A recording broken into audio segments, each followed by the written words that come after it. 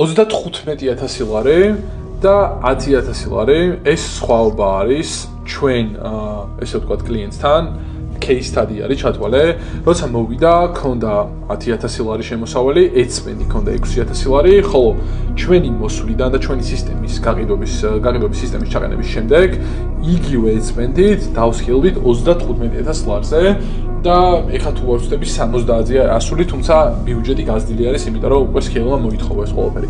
მაგრამ სად ქონდა ეხლა გარღვევა ამ მომხმარებელს, რომ მას არ ქონდა გაყიდვების ესე ვთქვათ სისტემა, რომელიც სწორად ესე ვთქვათ ზრდიდა მომხმარებელს მასთან და ატარებდა ესე ვთქვათ რაღაც კონკრეტულ ფანელში, მას ქონდა პირდაპირ მნიშვნელობით, ესე იგი ფასი მაქვს და მოდი ამ ფასად იყიდე, რაც პირდაპირ კონკურენციაში შედიოდა სხვა არსებულ ბაზარზე არა პირდაპირ კონკურენტებთან, რეალურად ისინი მომხმარებლები, რომლებიც აი მაგ მიმართულებით ყიდულობენ და ანუ არ აქცევენ ბრენდინგს ყურადღებას და ასე შემდეგ, არანაირ ველიუს არ ხედავენ ბრენდში.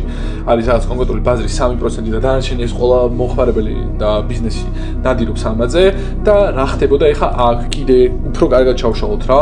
როდესაც 6,000 ლარს ხარჯავდა რეალურად ედებში რა და უკან გამოიმუშავდა 10,000 ლარს უკუგება რეკლამაზე ქონდა 1.67x, რაც არის იმენა კატასტროფა. ახლა მარჟას ვითვლი და რეალურად ხვდები რა არის მარჟიანობა საოპერაციო კოსტების გამოკლების მერე შენ რჩები ნულზე და ანუ მოგებას ვერ ნახულობ რეალურად რა.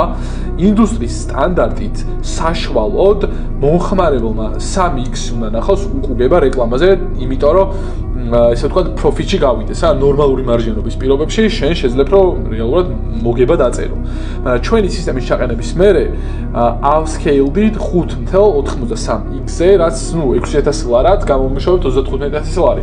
ანუ სტანდარტზე 2x და ცოტა მეტით უფრო მეტი მოხდა, იმიტომ კიდევ ერთხელ გავიმეორებ, იყოს სწორი sales სისტემა. ანუ პირობითად რას